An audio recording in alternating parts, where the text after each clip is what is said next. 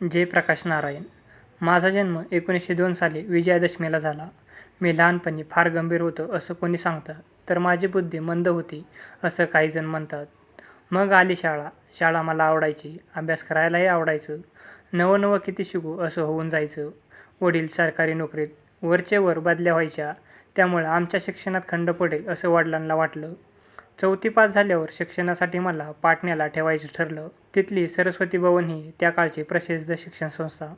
त्या संस्थेच्या वसतिगृहात मला ठेवण्यात आलं. ही संस्था मोठी चांगली होती. शिक्षणाच्या अनेक सोयी तिथं होत्या. वसतिगृहामुळे नवे नवे मित्र मिळाले.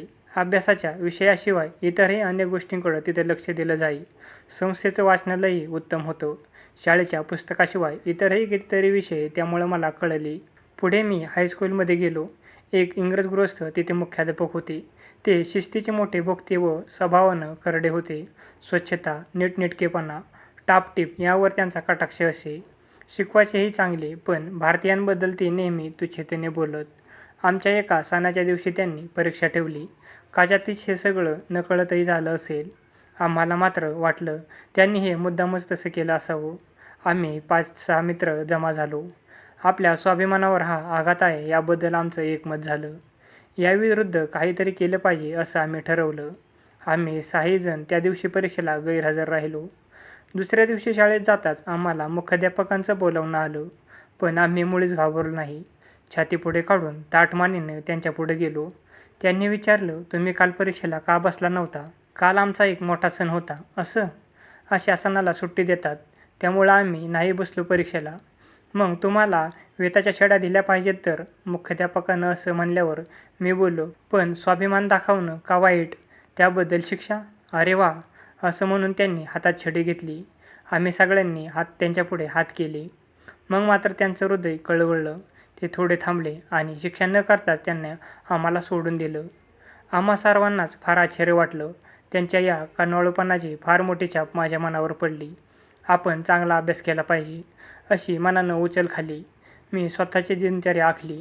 पहाटे उठून गार पाण्यानं स्नान करू लागलो. उन्हाळा, पावसाळा, हिवाळा काही असो, यात कधी खंड पडला नाही. शालांत परीक्षेत बसलो. चांगल्या गुणांनी पास झालो. महाविद्यालयात प्रवेश केला. विज्ञानाकडे माझा ओढा होता. शिष्यवृत्ती मिळू लागली. शिक्षकांची मर्जी बसली ते उत्तेजन देऊ लागले. त्यामुळे शिक्षणाचं हुरूप अधिक वाढलं. याचवेळी देशात राष्ट्राभिमान वाढण्यावर वारं वाहू लागलं. स्वदेशीची चळवळ फोफावली. इंग्रजांनी जालियनवाला बागेत भारतीयांची अमानुष कत्तल केली. हे पाहून माझं मन संतापाने पेटून उठलं. या जुलमी सरकारशी कसलंही सहकार्य करायचं नाही असं मी निर्धार केला. सरकारमान्य महाविद्यालय सोडून द्यायचं माझ्या मनात येऊ लागलं. मी कॉलेजवर बहिष्कार घालायचं ठरवलं, पण ते सोपं नव्हतं, कारण त्यामुळं माझं शिक्षणच थांबणार होतं. मी पेचात पडलो. शेवटी व्यक्तिगत महत्त्वाकांक्षापेक्षा देशाचं स्वातंत्र्य आणि स्वाभिमान याचा विषय झाला.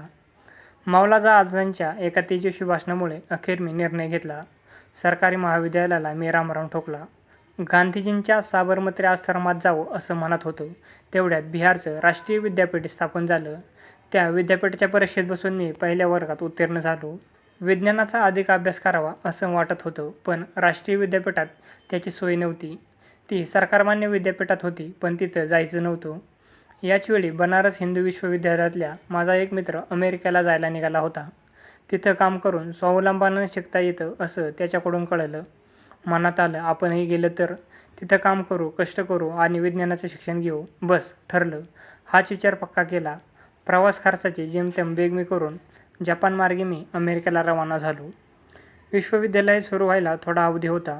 तोवर शिक्षणासाठी 4 पैसे मिळवावे असा विचार केला. जवळच्याच एका मळ्यात काम मिळतं असं ऐकलं. तिकडे गेलो. तिथं पुष्कळ भारतीय कामावर होते. त्यांच्यात सामील झालो.